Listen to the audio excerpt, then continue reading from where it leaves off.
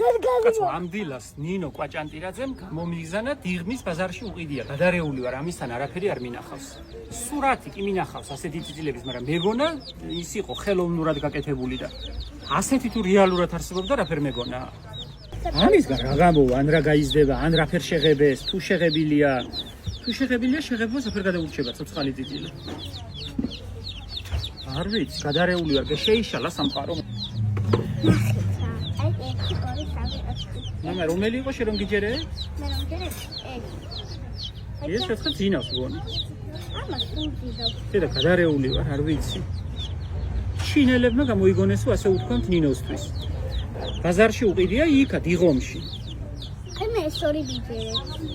რაუ, ხლა ამას რაფერ უნდა გავზარდო და რა არ ვიცი, რა იქნება, არ ვიცი. გადარევა შეიძლება, არ ვიცი, ნახე რაფერი. ეს იქნება 1-3-4 დღის დაბადებული, მეტი არ იქნება. ჭამეს ჩვენივრად, რაცა კორმა გამოატანა ასე პატარა იმაში, საკვები გამოატანა გრანულები ასე პარკში. ჭამეს ჩვენივრად და არიან კარგად. არ მოგეჭლიტოს მამი. არა, სანაცად ყო. ხოდა გაწყვეტები. რამდენი წყალი დალიეს ნახე? სამი. გაწყვეტები. ნახე მოგწყვეტა. ой, ამასაც დავალეო. ამასაც დაემართა. ძინავს მზეზე. რა? მე დაგუყუნ.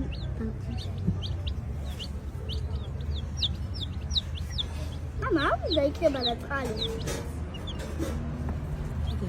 სულთა გააფრინა სამყარო მე მგონი რა. თუ შეღებილია ვის ტვინში დაიბადა ახლა ეს რო წიწილა შეღებოს. თუ ნამდვილად ასეთია, მაშინ რაღაცას მე ვერ ვარ ამ პლანეტასთან. რა. 100 კაცმა ნახა დღეს და 100-ვე სხვადასხვა ვერსია. რომელიც დაუჯერო არ ვიცი. ნინოია, რაფერ ფოლორციკი შენ ხარ და რაფერი უცნაური და მაკვარანცხი შენ ხარ.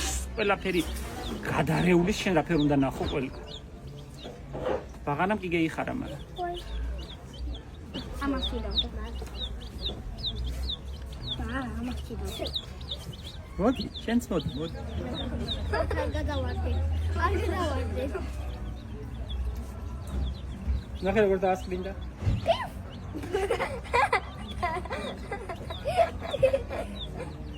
მაგიდაზე დაგვისკლინდეს.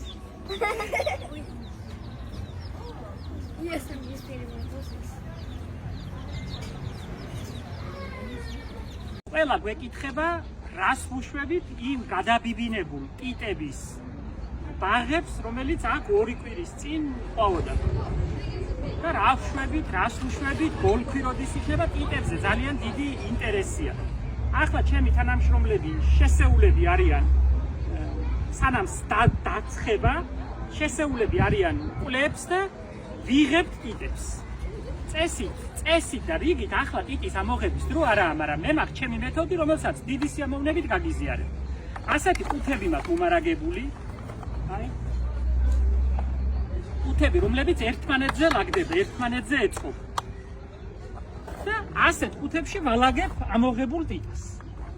აი ნახეთ. ეხლა აქ თუ დააკვირდება ადამიანი, ეს არის დედა ბოლქვი, რომელმაც იყვავილა და ეს 2 შვილი ბოლქვი. ესე იგი ნამატი გვაქვს.